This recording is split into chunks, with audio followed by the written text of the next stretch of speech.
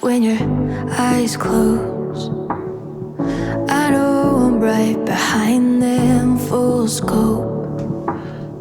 Inside your mind, I've seen the post. You miss me and it shows. Funny how you think you're moving on. Oh, even in the morning, I know you still feel me.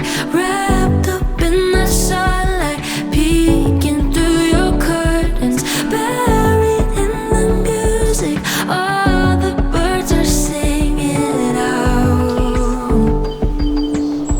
I know you still feel me now.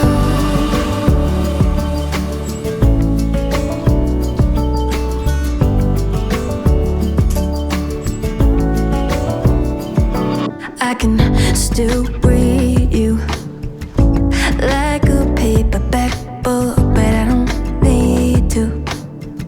You give it away with one look, yeah, it's not over. You miss me and it shows. So funny that you think you're moving on. Oh, even in the morning, I know you still feel me. Wrapped up in that sunlight, peeking through your curtains, buried in the music. All the birds are singing out. Hello, good morning. So, ayun, yun ang aking naging routine sa everyday. Paggising ko, diretso ka agad maligo and then doon na mag-uumpisa yung araw. Yan. So today, Monday, ang lakas pa rin ng ulan sa labas. Ayan, so magre-ready lang ako. Hindi pa ako magbibihis ng uniform kasi magluluto pa ako eh. Ayan, hello. Andito na po tayo sa baba. Pinaltan ko lang ng battery itong aking camera dahil naubos na pala. Nagprint pala ako ng aking label kasi may nag-order. Kasi madilim. Yan, dahil may nag-order kagabi. Actually, may binalot na akong isa. And hindi ko in-expect na mayroon pang bibili kahapon na isa pa. Ito, nabalot ko na rin yung isa. Ayan o, nabalot na. So, today, ang lulutuin na, hindi ako magluluto ng breakfast kasi feeling ko, marami kaming leftover. Bali, yung rice lang ang lulutuin ko dahil inubos ni Alan kahapon yung rice. Kaya yun. So, later, kasi mamaya pa tayo pupunta ng garahe para kunin yung in-order niya dahil maulan pa at saka medyo madilim pa sa labas. Ayan, tignan niyo. Maulan sa San Diego. Oh, yan o, madilim pa siya. Mukha lang maliwanag kasi nga may ilaw, di ba? Galing yung alarm, baka naka-on. Ayan, see? Ang bango. Bango ng umaga talaga, no? Ayan. So, ganyan ang itsura ng umaga. Dito sa San Diego. Walang pagbabago. Ganun pa rin.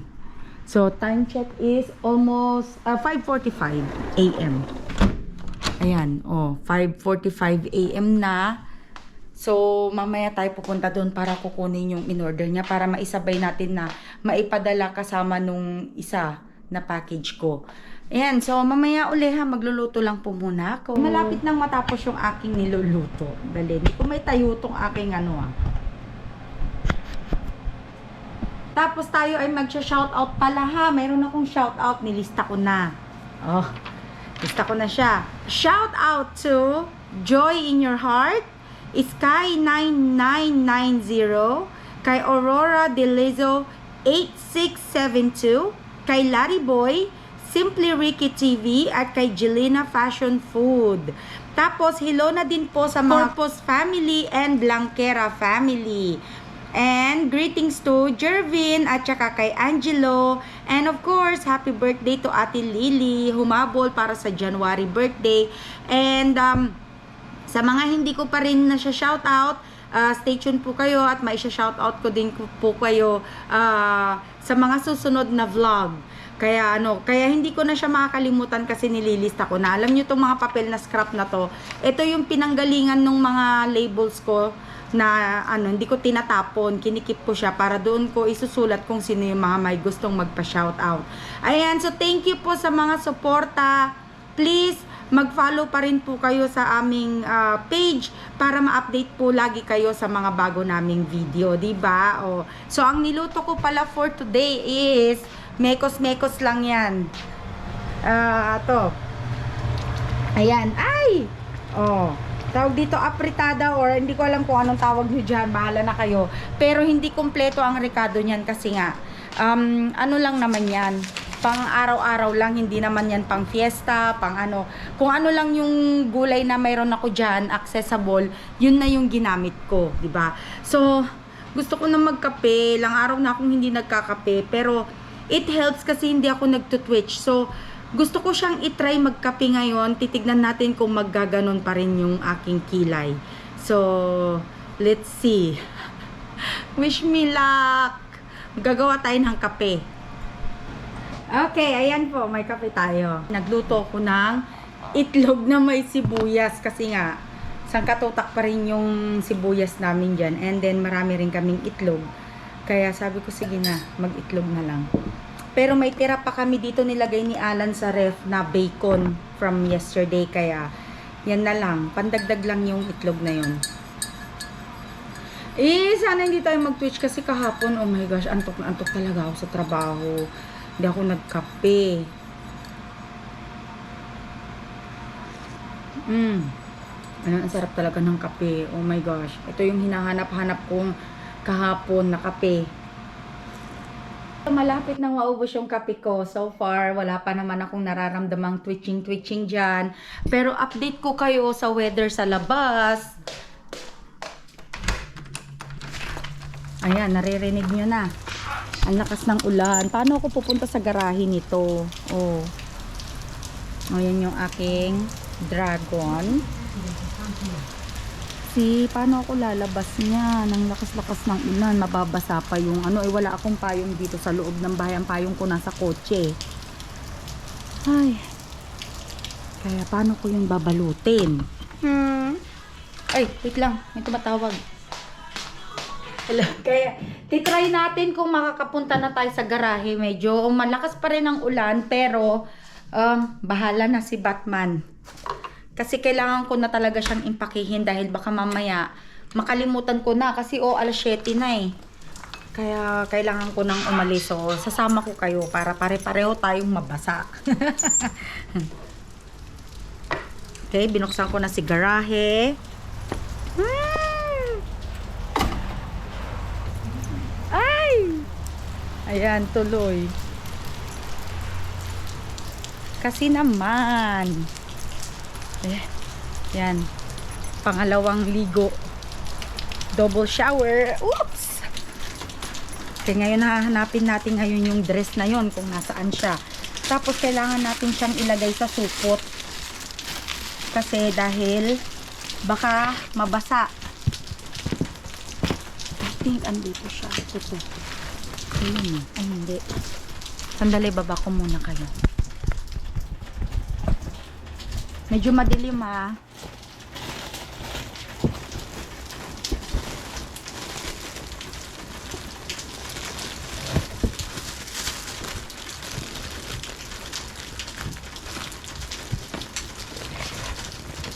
Ay, Diyos ko Lord, talagang nasa ilalim pa siya. Ito yun. Ayun, nasaan kaya yun?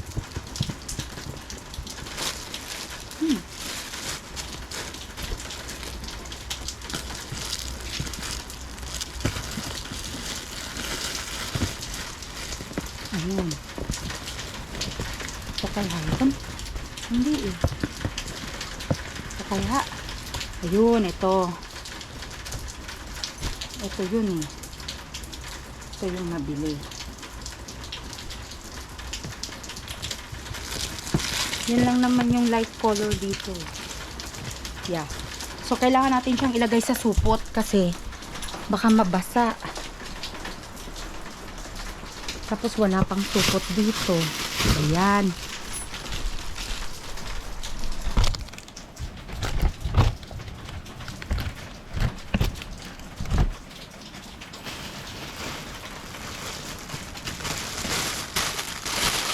Kita niyo naman kung gaano kalakas ang ulan. Ay! Tignan niyo kung gaano kalakas ang ulan. Oh. Kaya, libreng car wash.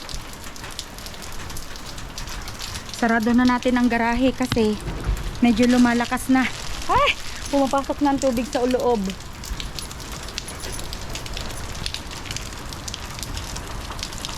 Okay. Sarado na siya. Yan! Ano ba yan?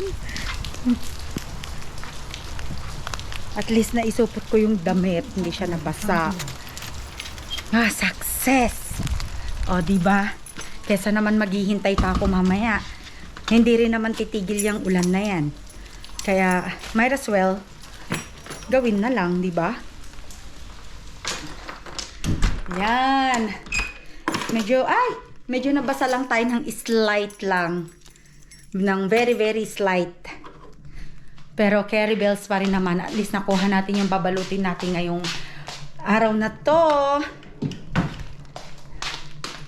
Kuha tayo ng pambalot. So, ito yung gagamitin ko ngayong pambalot. And then, of course, yung ating sticker na pa-thank you. Lagay natin dyan. At, dito natin yan ibabalot. Okay. Lagay ko kayo dito.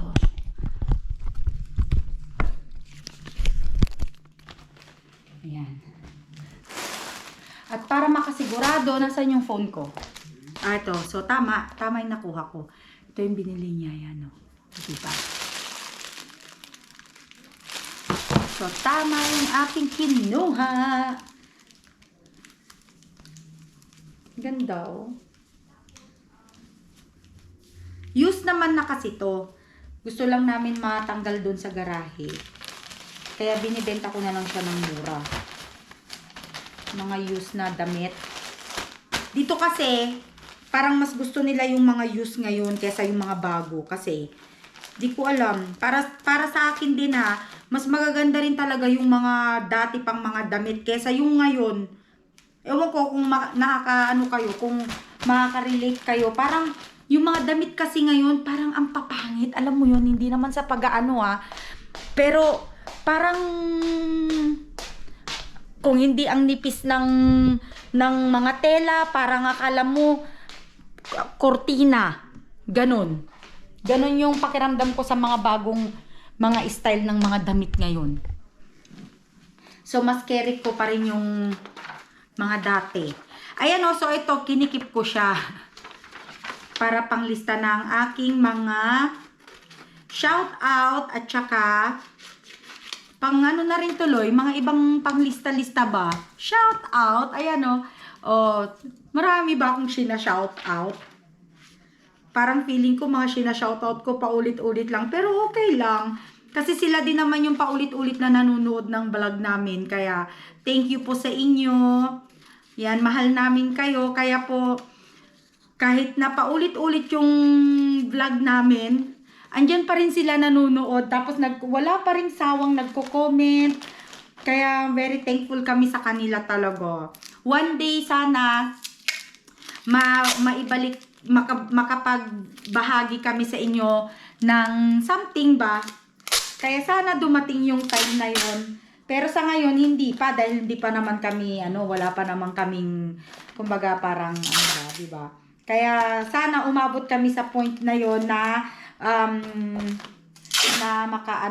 makatulong kahit konti or makapagbigay man lang ng mga papremyo, ganon, alam mo yon.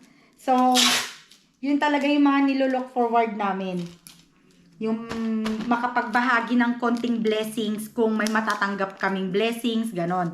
So yun yung ipinagpipray ko ngayong 2024. Ayan, dalawa na yung i-mail na bumili ka. Yung kagabi na balot ko na. Tapos nung matutulog na sana ako kagabi, abay may bumili.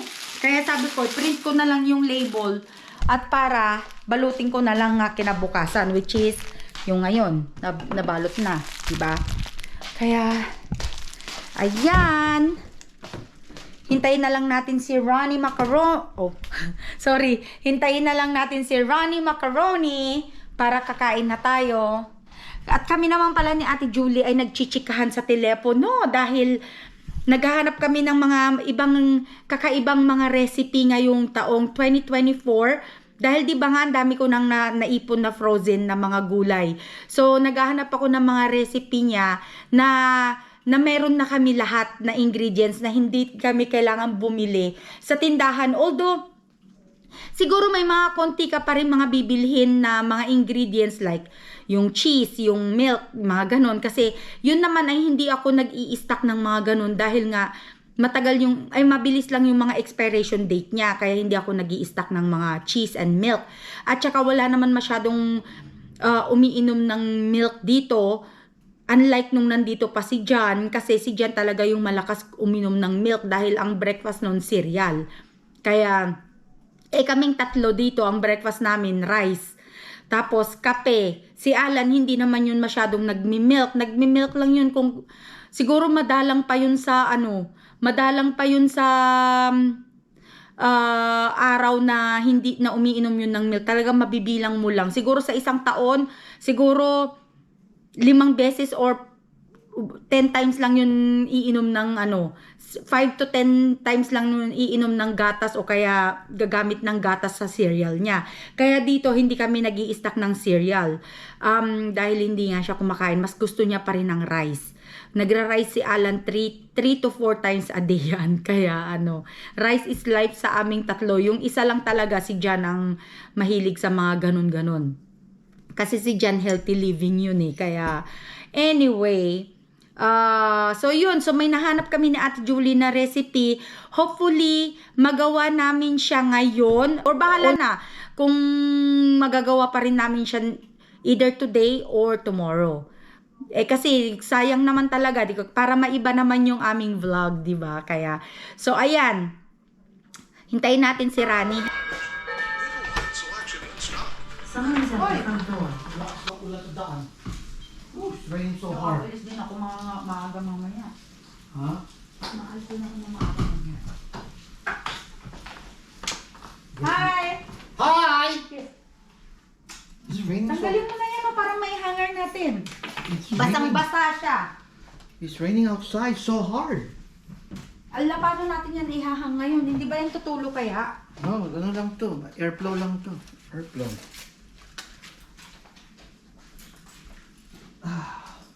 Akin.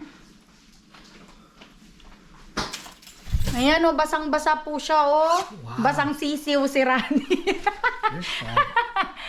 You babe, turn up that thing for a while. Yan na.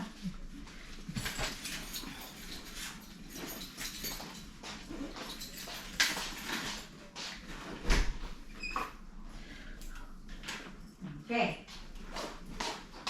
Hello. Ayan, so andito na po si Rani. Kakain na kami ng breakfast. Ay naka-ready na ang aming breakfast for today's video. At ako naman po ay mamaya magre-ready na rin pong papasok sa trabaho. Dahil ako po ay aalis ng maaga dahil ang lakas-lakas ng ulan. Baka traffic sa freeway. Yep, At saka po medyo madulas. At saka ito po yung mga marami pa ring mga reckless driver, mga aggressive driver. Kaya kailangan natin na mag-ingat pag ganitong malakas ang ulan. Kaya aalis ako ng maaga ngayon. So kakain na po kami. If you're new to our channel, please don't forget to subscribe, like, and hit that notification bell button para lagi po kayong updated sa mga bago naming video. Hanggang sa muli po. Bye-bye!